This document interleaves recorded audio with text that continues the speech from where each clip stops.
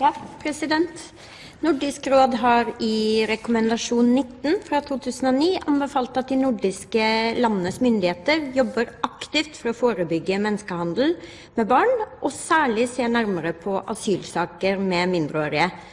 Kan statsråden redegjøre for hva konkret regjeringen gjør for å identifisere, beskytte og følge opp barn som eller står i fare for å bli ofre for menneskehandel i Norge, og videre hvordan regjeringen konkret vil følge opp anbefalingen fra Nordisk råd? Ja, president. Asylsøkende barn, og spesielt enslige mindreårige asylsøkere, skal jo sikres forsvarlig omsorg og beskyttelse. Og beskyttelse av ofre for menneskehandel, både for barn og voksne, ivaretatt i nye utlendingsloven og forskriften som trådte i kraft 1. januar i år.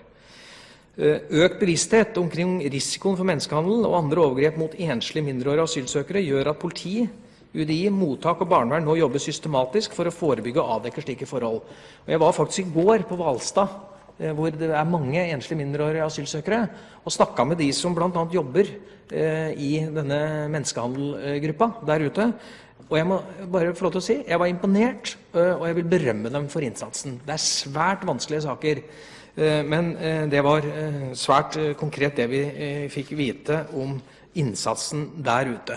Blant annet generelt at ved ankomst til mottak for enslige mindreårige gjennomføres en kartlegging av barnas bakgrunn, og de følges daglig tett opp av ansatte. Og mottakene har tydelige retningslinjer for varsling og etterlysning dersom et barn ikke kommer tilbake til mottaket etter avtalt tid. Og De siste årene så har UDI og ansatte ved mottak styrket sin kompetanse når det gjelder å fange opp barn som eller som mistenkes å være ofre for menneskehandel. Og I juli 2009 så sendte regjeringen forslaget om ny bestemmelse i barnevernloven på høring, som åpner for midlertidig plassering av barn uten samtykke på institusjon, i tilfelle der det fare for at barnet utnyttes til menneskehandel. Og For å hindre at barnet forsvinner eller kommer i kontakt med bakmenn, foreslås det at vedtak om plassering kan inneholde beskyttelsestiltak som begrenser barnets frihet. Barne-, likestillings- og inkluderingsdepartementet arbeider nå med å utarbeide en lovproposisjon i forhold til dette. I tråd med regjeringens handlingsplan mot menneskehandel har denne innsatsen vært et prioritert innsatsområde både for politi og særorgan siden 2006. Øke innsatsen for å forebygge, avdekke og straffeforfølge. Særlig handel med barn har vært vektlagt særlig. Og Den styrka innsatsen mot handel med barn har tatt form av tiltak for opplæring og kompetanseheving, opprettelse av spesialiserte grupper og utvikling av rutiner for intern og etatsovergripende håndtering av disse sakene.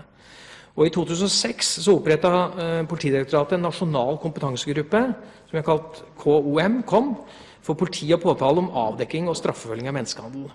Og Menneskene ute på Hvalstad som jobber med det spørsmålet, refererte jo mye av sin innsats nettopp inn mot denne gruppa, som jeg tror viktig. En arbeidsgruppe la i mai 2008 fram rapporten 'Mindreårige som forsvinner fra mottak. Forebygging og oppklaring'. Og Tiltakene fra denne rapporten følges nå opp. Og Det videre utarbeidet retningslinjer for identifisering av mulige ofre for menneskehandel, herunder indikatorer og rutiner for identifisering av mindreårige ofre, og informasjonsmateriell til bruk ved identifisering av ofre. Og Siden høsten 2006 så har dette prosjektet lagt til rette for systematisk og målrettet arbeid mellom etater og frivillige organisasjoner med hensyn til å finne bedre løsninger for å bekjempe denne kriminaliteten. Og Det er også etablert samarbeid mellom UDI, Politidirektoratet og Politiets utlendingsenhet for iverksettelse av opplæringstiltak og rutiner for å sikre at mindreårige asylsøkere som kan stå i fare for å komme i slik kriminalitet, så raskt som mulig identifiseres og sikres bistand. Og Samlet sett så oppfatter jeg at innsatsen nå oppfyller og imøtekommer de anbefalingene fra Nordisk råd som også spørreren viser til. Men på dette området må vi fortsatt sette nye mål og videreutvikle tiltak som aktivt for å forebygge menneskehandel med barn. Skogran, vær så god. Ja, president. Tusen takk til statsråden for et grundig svar. Det jo betryggende, opplever jeg, at justisministeren kan vise til en omfattende innsats for å bekjempe menneskehandel med barn. Og I den forbindelse så det jo relevant å spørre om konkret hvor mange barn dreier det seg om som ofre for menneskehandel som befinner seg i Norge, og hva statsrådens vurdering av trusselbildet mot andre barn? Hvor mange barn står i faresonen for å bli ofre? Statsråd Storberg. Ja, president, det tror jeg veldig vanskelig å angi. Og de samtalene vi hadde i går ute på Hvalstad blant annet, viser jo at her sliter man jo med meget store mørketall. Men i den grad departementet sitter på noe tallmateriale som kan indikere et omfang, så skal jeg oversende det til representanten. Det har jeg ikke i hodet. Det som er viktig når det gjelder neste spørsmål, det er jo spørsmål om hva slags trusselbilde ser vi for oss i Norge. Det er et godt spørsmål. Antall enslige mindreårige asylsøkere har altså fra 2006 og fram til i dag blitt seksdoblet. 70% av dem kommer fra Afghanistan. Det er god grunn til å tro at flere av dem er utsatt både for menneskesmugling, men ikke minst menneskehandel. Og det gjelder menneskehandel som går på arbeid, seksuelle overgrep og også organhandel. Meget grufulle forbrytelser. Og det sier jo seg sjøl at når vi nå mottar over 2000 enslige mindreårige, som vi gjorde i 2009, så er altså målsettingen i asylpolitikken må ikke bare være å få ned tallet, men det må være å også hjelpe de menneskene som er svært sårbare i dette. Skogran? Ja,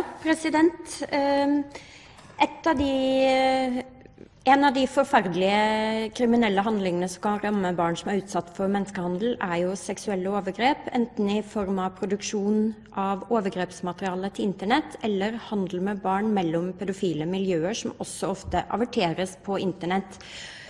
Og kan justisministeren redegjøre for hvilken kobling det er i politiet nå mellom de sakene som gjelder overgrep mot barn på internett, og de menneskehandelssakene i asylsystemet som vi nå nettopp omtalte?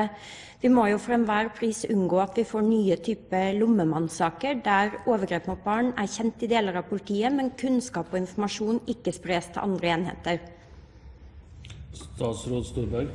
Ja, jeg er helt enig med spørreren om at en av de store utfordringene nå, når det gjelder innsats på dette feltet som på en del andre felt, ikke nødvendigvis er mer ressurser, men det er spørsmål om hvordan koordinerer vi innsatsen. Og der har både Stortinget og representanten, formoder jeg, sett at der er det tatt initiativ, og Riksadvokaten har lagt fram en rapport, blant annet basert på etterforskning i Lommemannen-saken, og som gir oss alle en god mulighet til nå å iverksette tiltak, særlig inn i resultatreformen som vi har varslet i politiet, for å kunne få bedre koordinering på dette. Og når det gjelder spørsmålet om overgrepsbilder, så er vi jo helt avhengig av ikke bare at man har mulighet til å gå inn i trafikkdata for faktisk å finne hvilke personer som står bak, men vi er også helt avhengig av at de som jobber med dette spørsmålet på Kripos, har den nødvendige dialogen med det lokale politidistrikt, blant annet for å koble opp mot menneskehandelssakene.